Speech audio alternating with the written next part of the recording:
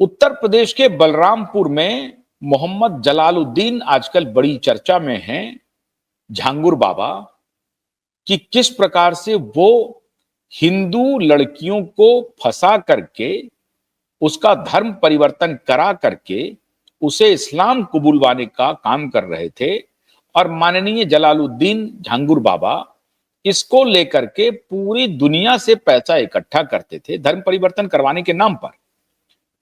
और रेट तय था, सवर्ण की लड़की का क्या रेट है, ओबीसी की लड़की का क्या रेट है, दलित की लड़की का क्या रेट है, ये रेट तय किया गया था माननीय जलालुद्दीन बाबा की तरफ से, झांगुर बाबा की तरफ से।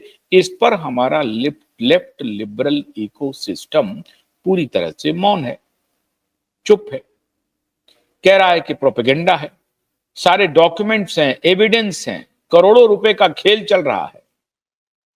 सरकारी जमीन को हथिया करके, कब्जा करके आलिशान बिल्डिंग बना लिया जलालुद्दीन ने। लेफ्ट इकोसिस्टम के कान पर आवाज ही नहीं जा रही है। यह तस्वीर लेफ्ट इकोसिस्टम देख ही नहीं पा रहा है। देख भी रहा है तो कह रहा है ये बीजेपी का प्रोपेगेंडा है, बाबा का प्रोपेगेंडा है। यह काम दूसरा एक और काम जो और कोई नहीं कर सकता, वो उत्तर प्रदेश के मुख्यमंत्री योगी आदित्यनाथ कर रहे हैं। इसके अलावा किसी के बूते की बात भी नहीं है। योगी आदित्यनाथ ने जिस प्रकार से दम दिखाया है और कम से कम जलालुद्दीन को जो एक्सपोज किया है, यह काम जलालुद्दीन फेनोमेना है जो पूरे भारत में चल रहा है। बिहार में ऐसे कितने जलालुद्दीन हैं, इसे पकड़ने के लिए मोदी का अंडरहैंड हथौड़ा चलना शुरू हो गया है। और इसलिए बिलबिलाहट है, बिलबिलाहट है मित्रों। जो खेल जलालुद्दीन झांगुर बाबा उत्तर प्रदेश में कर रहा था, वही खेल बिहार, झारखंड और पश्चिम बंगाल में हो रहा है। आप हैरान हो जाएंगे कि झारखंड के ट्राइबल बहुल जो वनवासी जिले थे, उसकी 10 से 15% तक लड़कियां कन्वर्ट हो चुकी हैं।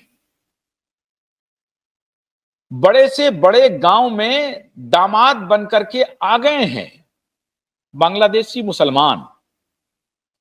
और धर्म के नाम पर बहुत जबरदस्त धर्मांतरण चल रहा है झारखंड के बहुत सारे जिले में। और इसकी मीडिया रिपोर्टिंग आप सबको मालूम है, इसकी जानकारी पहले से है। झारखंड का वो इलाका जो पश्चिम बंगाल से टच कर रहा है, वो पूरे सीमावर्ती इलाके में आप समझिए कि एक धर्म विशेष की आबादी घनी हो गई है। और ये घनी कोई स्वतः स्फूर्त नहीं हुई है, ये घनी बनाई गई है, पूरी प्लानिंग के साथ तैयार किया गया है। और इसमें पूरा अंतरराष्ट्रीय माफिया काम कर रहा है। खेल दुबई से चल रहा है, सऊदी के पेट्रो डॉलर से चल रहा है, पाकिस्तान का आईएसआई इन्वॉल्व है।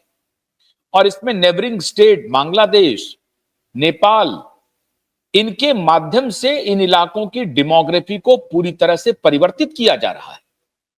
और झारखंड में यह लंबे समय से चल रहा था। मामला सिर्फ झारखंड का हो तो बात आप कहते कि चलिए एक स्टेट में कोई बात नहीं है।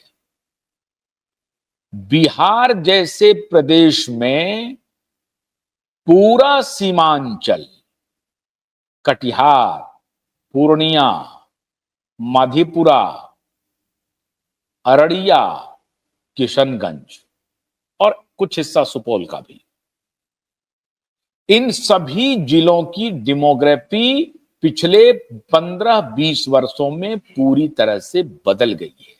आज का शो आपको देखना बहुत अनिवार्य है, क्योंकि मैं इसमें एक डायरेक्ट तो नहीं कहूंगा, लेकिन झांगुर बाबा से ही मिलता जुलता बहुत बड़ा शख्सियत है, बहुत बड़ी शख्सियत है, जिसके बारे में आज तक किसी ने कोई चर्चा नहीं की। लेकिन क्यूवाइब नेटवर्क को तो मालूम है, आपको मालूम है, क्यूवाइब नेटवर्क ऐसी खबरें ढूंढ के लाता है, तलाश करता है, शोध करता है, फिर आपके सामने आता है।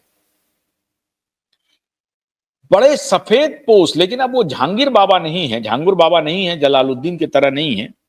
लेकिन बहुत फाइन ट्यून तरीके से सरकार के संरक्षण में पूरी डेमोग्राफी को बदल दी गई।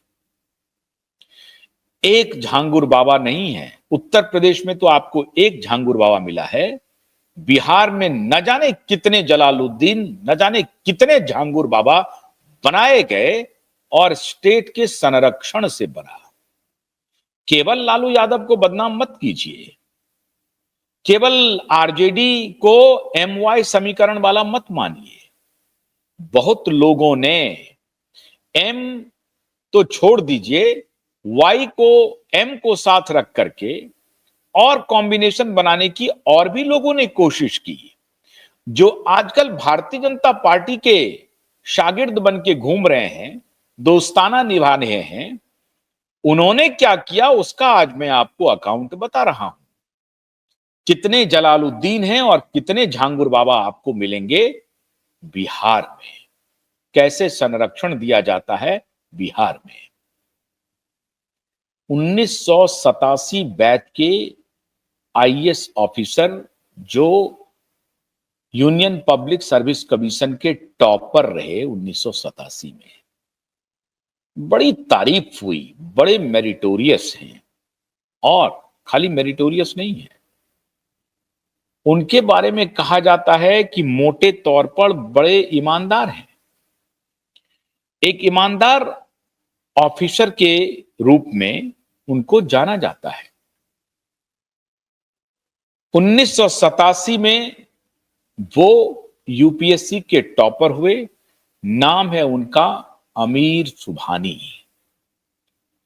सीवान छपरा के रहने वाले हैं। पटना यूनिवर्सिटी से इन्होंने पढ़ाई की। एक बात मैं पहले बता रहा हूं कि मैं कोई आक्षेप नहीं लगा रहा हूं, मैं आपके सामने सिर्फ और सिर्फ फैक्ट रख रहा हूं। मैं ये भी नहीं कह रहा हूं कि इन्होंने ये सारा कृत्य किया या ये इन्वॉल्व थे, लेकिन ये क्या ये महज संयोग है?